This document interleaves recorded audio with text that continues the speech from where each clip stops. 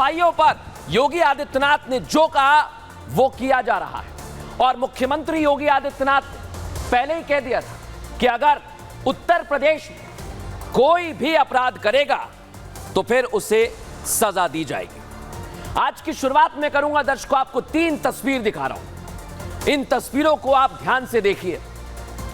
वीरेंद्र यादव की पहली तस्वीर, जिस पर पहले से कई आपराधिक मामले दर्ज हैं और पुलिस ने इस शख्स को एक बार फिर वकील की हत्या की साजिश के आरोप में गिरफ्तार किया। हत्या की साजिश। दूसरी तस्वीर, मोहित खान, जिसने अयोध्या में महापाप को अंजाम दिया, 12 साल की मासूम से गैंगरेप किया। और तीसरी तस्वीर है बाबू सिंह कुशवाहा की, जिस पर भ्रष्टाचार के गंभीर आरोप है, अवैध तरीके से संपत्ति जुटाने का आरोप है। और यही वजह है कि ईडी ने इनके खिलाफ सख्त एक्शन लिया, इनकी करोड़ों की अवैध संपत्ति को जब्त कर लिया है। लेकिन इन तीनों में एक चीज कॉमन है दर्शकों, वो क्या चीज है वो मैं आपको बताने वाला हूं। इन तीनों में एक फैक्टर बड़ा कॉमन नजर आया, देख लीजिए। ये तीनों सपा के नेता हैं। सोचिए आप, एक पर रेप, एक पर हत्या की साजिश और दूसरे पर भ्रष्टाचार। सोचिए जरा क्या हो रहा है। ये तीनों किसी ना किसी अपराध में लिप्त है दर्शकों। और तीसरा फैक्टर क्या है? एक्शन में है योगी और मोदी। लेकिन बड़ी बात क्या है, जैसा मैंने आपको कहा कि मुख्यमंत्री योगी आदित्यनाथ जो कहते हैं वो करते हैं। इस बार क्या किया है देखिए इस रिपोर्ट में।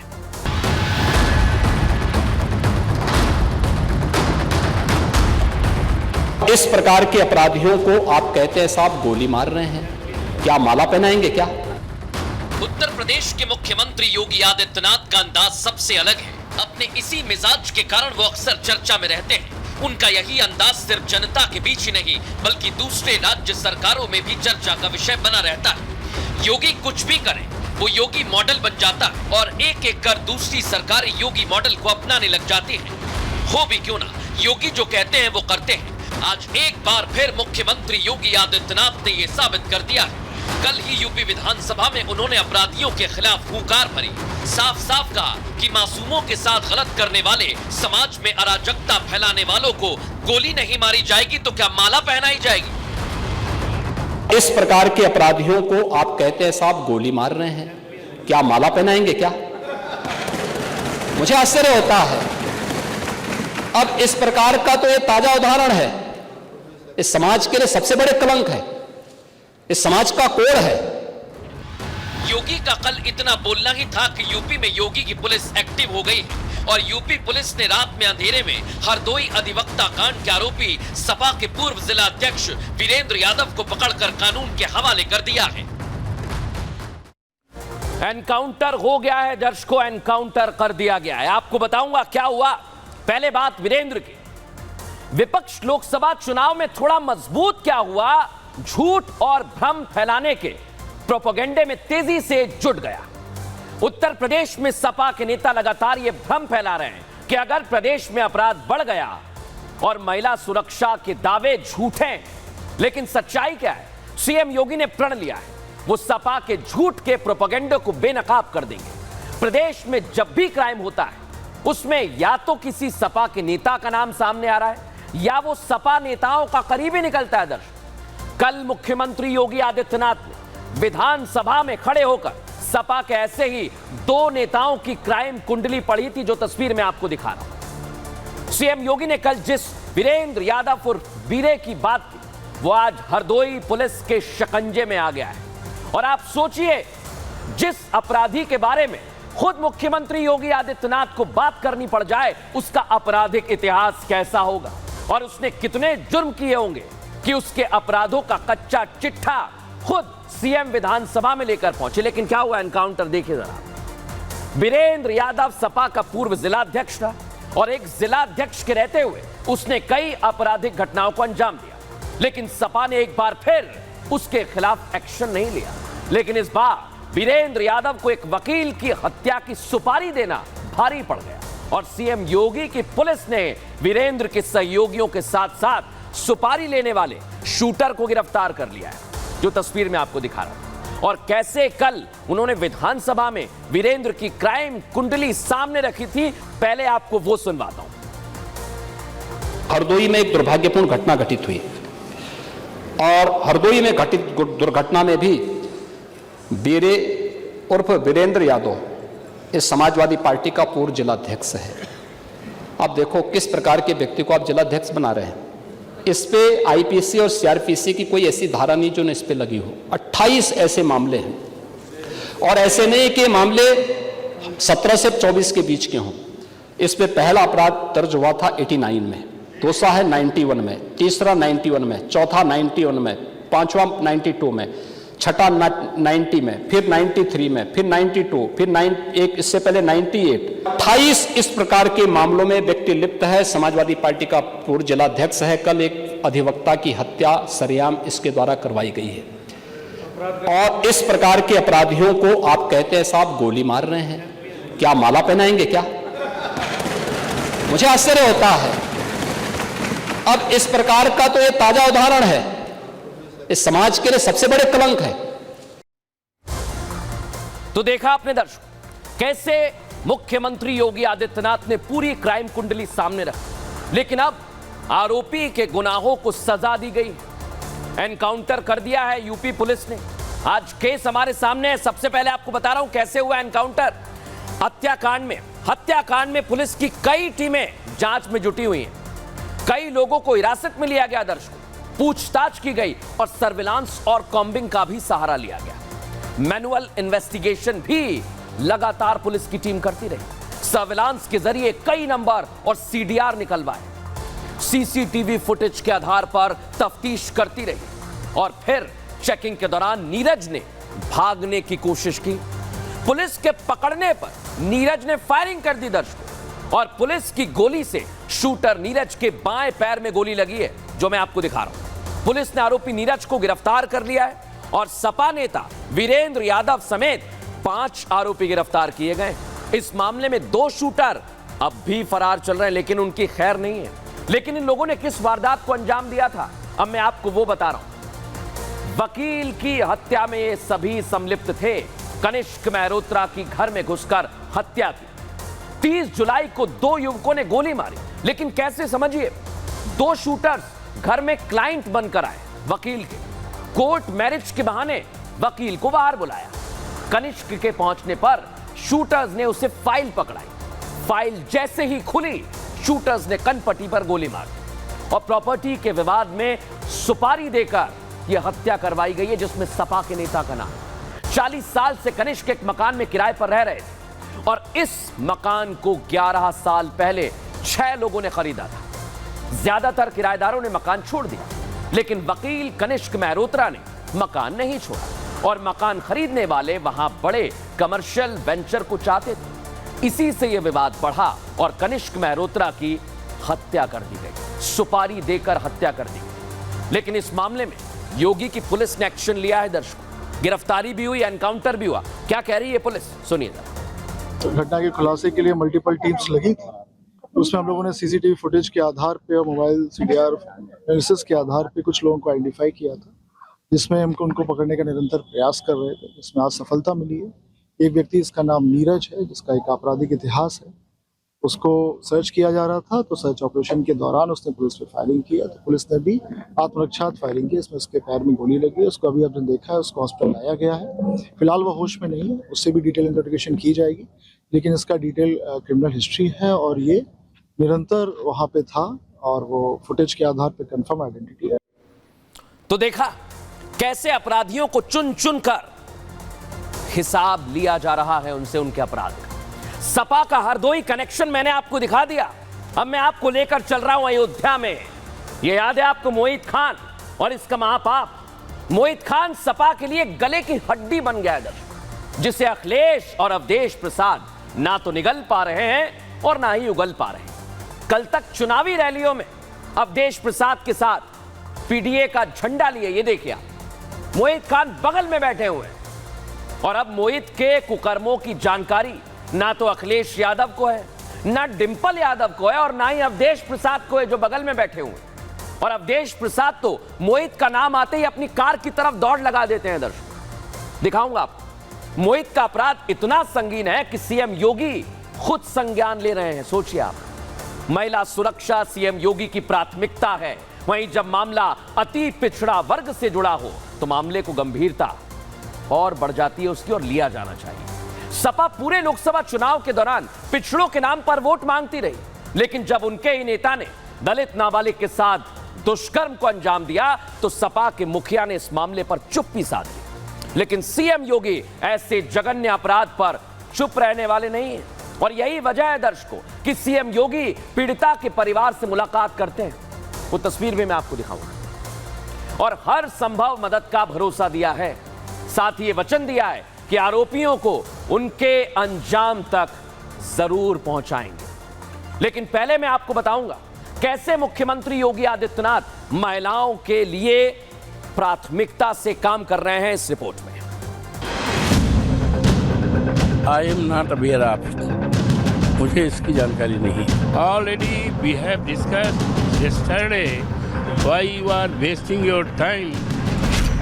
फैजाबाद के ये कैसे सांसद हैं? इनके पास समय नहीं है, ये कुछ जानते नहीं हैं। इनका समय एक रेप पीड़िता के मुद्दे पर बात करने से बर्बाद होता है। इनके पास पीड़िता को इंसाफ दिलाने के लिए कुछ नहीं है, इनके हाथ खाली हैं। ये पीड़ित नाबालिग के साथ उसके दर्द में नहीं खड़े हैं।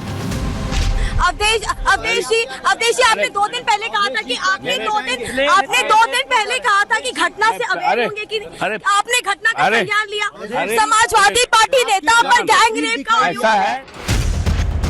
वोट मांगने तो घर घर चले गए, लेकिन जब बात पीड़िता के इंसाफ की आई तो ये वक्त की दुहाई देने लगे। क्या सिर्फ इसलिए कि रेप का मुख्य आरोपी सपा सांसद का करीबी है? क्या सिर्फ इसलिए कि आरोपी सपा का नेता है? सपा का नगर अध्यक्ष मोहित खान, क्या अवधेश प्रसाद ऐसा कर मोहित के काले कारनामों पर पर्दा डालने की कोशिश करने लगे हैं? यहाँ सवाल केवल अवधेश प्रसाद पर नहीं बल्कि अखिलेश यादव और डिंपल यादव पर भी उठ रहे हैं, क्योंकि ये दोनों भी इस मामले पर कुछ बोलने को तैयार नहीं, चुप्पी साधे बैठे हैं, मामले को रफा दफा करने के चक्कर में दिख रहे हैं। मुझे इस घटना के बारे में पता नहीं है, इस बात का हम संज्ञान लेंगे और जो आप कह रहे हैं, और मैं समझती हूँ उत्तर प्रदेश में लगातार महिलाओं के साथ अपराध बढ़ रहे हैं, और जिस तरह आप बता रहे हैं इसका हम संज्ञान लेंगे।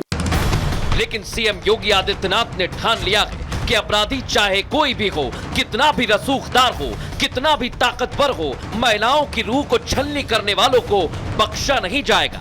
तभी तो जब उन्होंने विधानसभा में बोलना शुरू किया तो महिला सुरक्षा और पिछड़ों की बात करने वाले विपक्ष को खटाखट घेर कर सपा चट कर डाला। खटाखट ने 27 में सपा चट के लिए तैयारी रखी। 27 में सपा चट। सपाई अयोध्या रेप कांड पर चुप है, कुछ बोलने को तैयार नहीं है, लेकिन योगी ने कह दिया है कि आरोपियों पर एक्शन तो होकर ही रहेगा। लेकिन मैं आपको बताऊंगा कि मुख्यमंत्री योगी आदित्यनाथ इस मामले में अब क्या एक्शन ले रहे हैं दर्शकों। और आज हमने केस स्टडी आपके लिए तैयार की है, क्योंकि पीड़ित परिवार को मुख्यमंत्री ने भरोसा दिया। क्या कहा मुख्यमंत्री ने मुलाकात में, यह भी आपको बता रहा हूं। सीएम ने पीड़ित परिवार का दर्द समझा है, मुलाकात की है, देखिए आप, और परिवार को ढांढस बंधाया।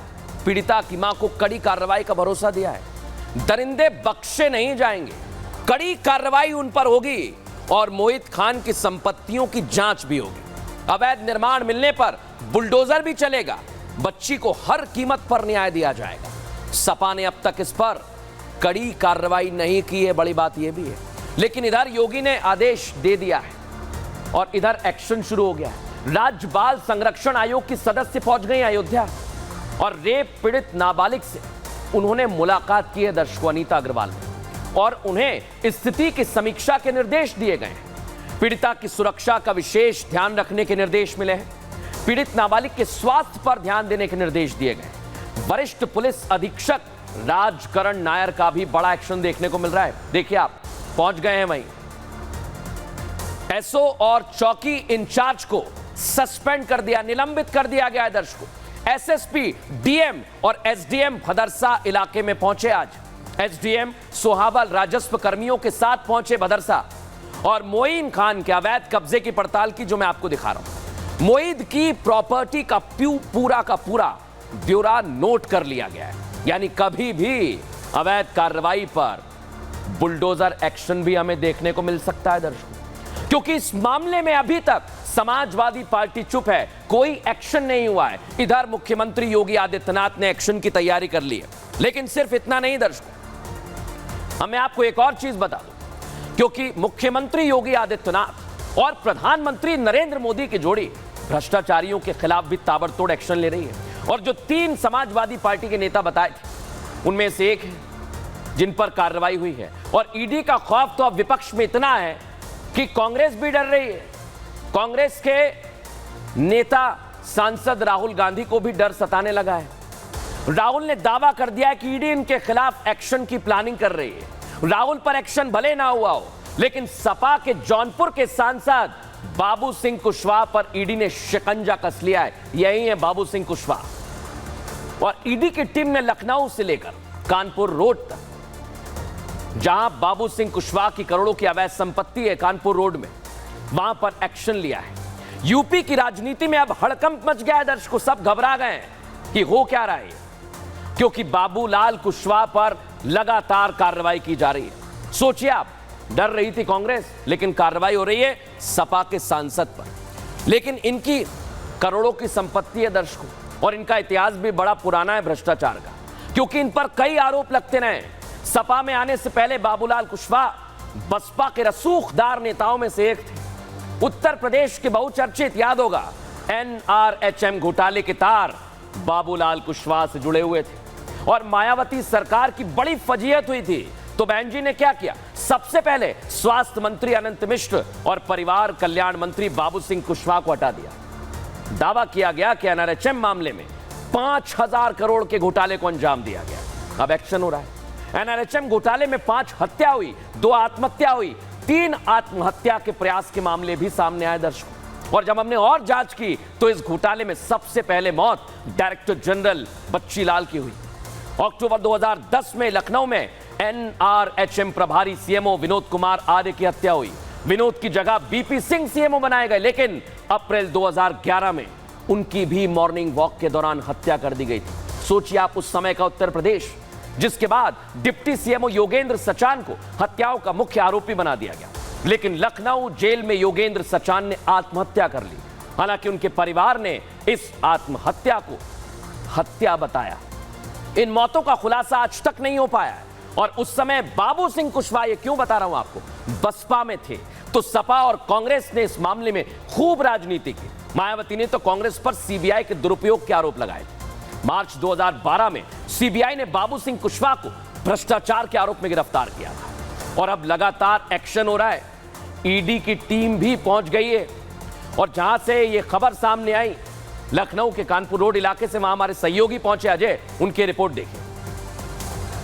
समाजवादी पार्टी के सांसद बाबू सिंह कुशवाहा की अवैध प्रॉपर्टी के ऊपर बुलडोजर की कार्रवाई आज के दिन देखने को मिली है। ये ईडी की टीमें जो यहाँ पर पहुंची हैं, ईडी की टीमों ने कार्रवाई करी है। ये बोर्ड लगा हुआ दिखाई दे रहा है जहां पर नोटिस भारत सरकार धन शोधन निवारण अधिनियम के अंतर्गत ये जमीन प्रवर्तन निदेशालय भारत सरकार के कब्जे में है। कार्रवाई कर दी गई है और इस पर लिखा गया है कि किसी प्रकार का अंतरण अवैध होगा या तथा अतिक्रमण के खिलाफ सख्त कानूनी कार्रवाई होगी। आदेश यूपी निदेशक प्रवर्तन निदेश ईडी के यूपी निदेशक के एड्रेस बोनर पे लगा हुआ है। आप देखिए यहाँ पर ईडी की टीमें पहुंची और ये प्रॉपर्टी बाबू सिंह कुशवाहा की है। नामी है बेनामी है ये डिटेल्स अब तक सामने नहीं आई है, लेकिन देखिए कैसे यहाँ पर कार्रवाई की गई। यहाँ पर खोदा गया हुआ है बुलडोजर से। आप देखेंगे बुलडोजर अंदर गए हैं। जो यहाँ पर कुछ निर्माण था उस निर्माण को भी तोड़ा गया। आप देखेंगे यहाँ पर जो बैरिकेटिंग थी लोहे की, आपको लोहे की बैरिकेटिंग भी टूटी हुई दिखाई देगी।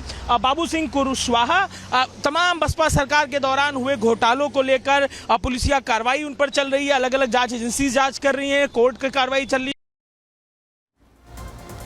लेकिन अभी ये कार्रवाई खत्म नहीं हुई है दर्शकों। आज हमने 3 सपा नेताओं के लिए 3 केस तैयार किए और तीसरे केस का वक्त आ गया है, क्योंकि NRHM घोटाला कैसे किया गया ये भी आपको बताना जरूरी है। इस घोटाले में कई तथ्य सामने आए। घोटाला मामले में कई चीजें सामने आई और कैग की रिपोर्ट सामने आई थी। कैग की रिपोर्ट में कई सारे दावे किए गए थे। स्कूटर को टैक्सी दिखाकर पैसा ले लिया गया। सोचिए आप, जांच में 60% बिल फर्जी पाए गए। बिना हस्ताक्षर के पैसे ले लिए गए, बिना करार के ठेके दे दिए गए। टीकाकरण अभियान में टीके लगे ही नहीं और पैसा दे दिया गया, भुगतान हो गया। 1.5 करोड़ रुपए में मिलने वाली दवा 18 रुपए में खरीदी। अस्पताल की बिल्डिंग बनी ही नहीं, लेकिन ठेकेदार को पैसा जरूर दे दिया। बिना बच्चा पैदा हुए डिलीवरी का इंसेंटिव तक दे दिया गया और डॉक्टर रखने के लिए राशि मंजूर हुई, लेकिन रखा डॉक्टर की जगह नर्स। सोचिए आप, और अब ईडी कार्रवाई कर रही है। क्या कार्रवाई की है? केस 2 आज आपके सामने रख रहा हूं दर्शकों, क्योंकि घोटाला सामने आया था। एनआरएचएम घोटाले में बाबू सिंह कुशवाहा का नाम जोड़ा। बाबू सिंह कुशवाहा को सीबीआई ने गिरफ्तार भी किया था दर्शकों, और ईडी की टीम एनआरएचएम घोटाले की जांच कर रही है।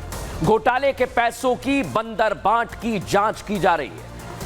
यह भी हमारे सूत्र दावा करते हैं कि घोटाले के पैसे से अवैध संपत्ति खरीदी, और इसी केस में ईडी ने बाबू सिंह की संपत्ति को कब्जे में ले लिया। इस संपत्ति की कीमत करोड़ों में आंकी जा रही है दर्शकों। लेकिन आप सोचिए, आज मैंने आपको 3 घटनाएं दिखाई। एक रेप का आरोप, एक पर हत्या की साजिश का आरोप और एक पर घोटाले का आरोप। कैसे कार्रवाई हुई, बीजेपी क्या बोल रही है, सुनिए जरा। समाजवादी पार्टी के नेता सांसद बाबू सिंह कुशवाहा की आय से अधिक संपत्ति के मामले में जांच चल रही थी। ईडी को उनकी एक अवैध संपत्ति का पता चला था लखनऊ में, जिसको आज ईडी ने जब्त कर लिया है। बाबू सिंह कुशवाहा के ऊपर 25 से ज़्यादा आपराधिक मामले हैं। 4 साल वो इसी केस में जेल में रह चुके हैं। 8 मामले में आरोप तय हैं, और हमें लगता है कि इन्हीं आभूषण और अलंकारों के नाते से समाजवादी पार्टी ने उन्हें अपने दल में शामिल भी किया था। पहले बसपा में थे, और कांग्रेस की सरकार उस समय केंद्र में थी जब एनएचआरएम घोटाला हुआ था, सबको पता है। तो ये समाजवादी पार्टी भ्रष्टाचारियों और अपराधियों की शरणस्थली बन चुकी है। तो देखा आपने, इधर मुख्यमंत्री योगी आदित्यनाथ सपा के जो नेता हैं जो अपराध में लिप्त हैं कार्रवाई कर रहे हैं,